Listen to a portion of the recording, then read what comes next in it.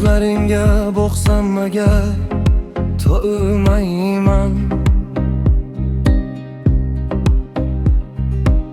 Seni bir zum hayolimdan qo'ymayman. Bu dunyoda sendan o'zga kerakmas. Sensiz baxtli bo'lishimni bilmayman. Sen hayotim, quvonchi va borligim. Yuragimda yashayotgan yorug'lim.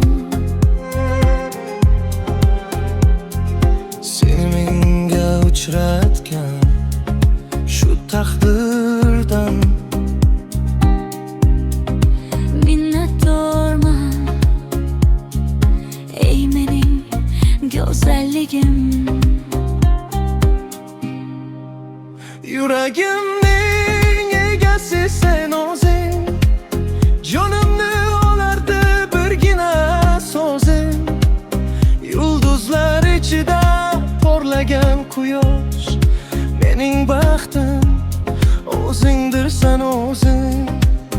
Yuragimning egasi sen o'zing, jonimni oladi birgina so'zing.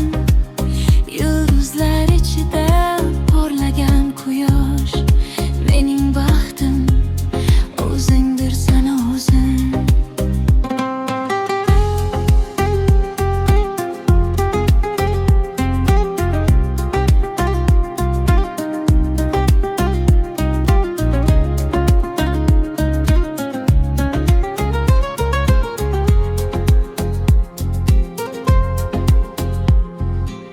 Sening bilan har bir kunim bir bayram.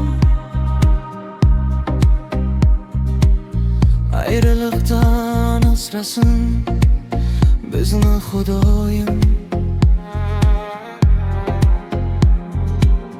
Qo'llaringni qo'llarimdan qo'yvorma.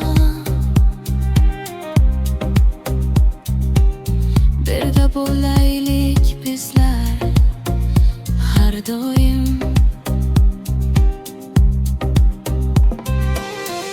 Agar darding bo'lsa, darding olayin. Sening uchun faqat baxtga to'layin. Bu dunyoning borgamani unutdi. Sening sevging bilan mangu qolayin. Yuragimning egasi sen o'zing, jonimni oladi birgina so'zing.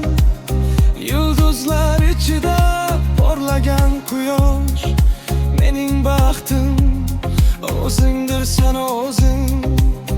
Yuragimning egasi sen o'zing, jonimni oladi birgina so'zing.